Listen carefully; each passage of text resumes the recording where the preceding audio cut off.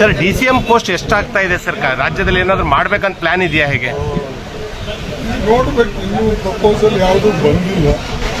Proposal ಬಂದ ಮೇಲೆ ಎಷ್ಟು ಮಿನಿಸ್ಟರ್ ಮಾಡಬೇಕು, ಎಷ್ಟು DCM ಮಾಡಬೇಕು, ಅಥವಾ ಇಂಪಾರ್ಟೆಂಟ್ ಚೇರ್ಮನ್ಗಳು ಜೊತೆಯಲ್ಲೇ ಮಾಡಬೇಕು, ಇವೆಲ್ಲ ಚರ್ಚೆ ನಡೆದಿದೆ.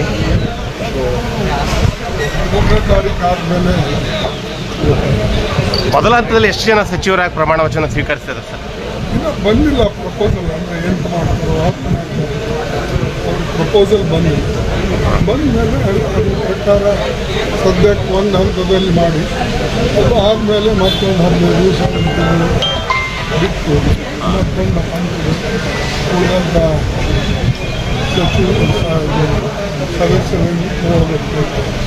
ಒಂದು ವಿಚಾರ ಆದರೆ ಮುಖ್ಯಮಂತ್ರಿಗಳು ಏನು ವಿಚಾರ ಮಾಡ್ತಾರೆ ಇಲ್ಲ. ಇದ್ರ ಜೊತೆ KPCC ಅಧ್ಯಕ್ಷರು ಕೂಡ ಮತ್ತೆ KPCC ಅಧ್ಯಕ್ಷ ಸ್ಥಾನಕ್ಕೆ ಯಾರಾದರೂ ಆಗ್ತಾರೆ. ನ್ಯಾಚುರಲಿ ಬಿಟ್ಟ ಮೇಲೆ ಇನ್ನೊಬ್ಬರು ಬರಲೇಬೇಕು. ನಾವೆಲ್ಲ ಸರ್ಚ್ ಮಾಡ್ತಾ ಇದ್ವಿ, ಒಳ್ಳೆಯವ್ರನ್ನ ನೋಡಿ ಮತ್ತು ಕಾಂಬಿನೇಷನ್ ನೋಡಿ ಮಾಡಬೇಕಂತ.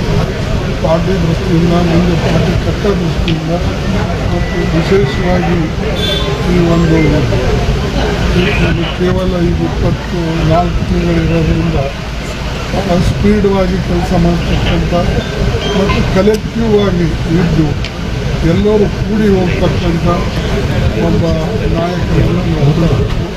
ಅವ್ರ ಜೊತೆಯಲ್ಲಿ ಕೋಆಪ್ರೇಟ್ ಮಾಡ್ತಕ್ಕಂಥ ಜನನೂ ಕೂಡ ಇರಬೇಕು.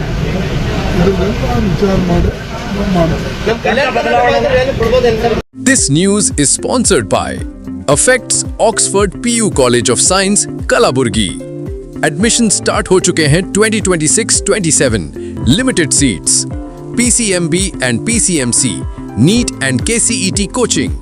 अपना फ्यूचर ब्राइट बनाएं.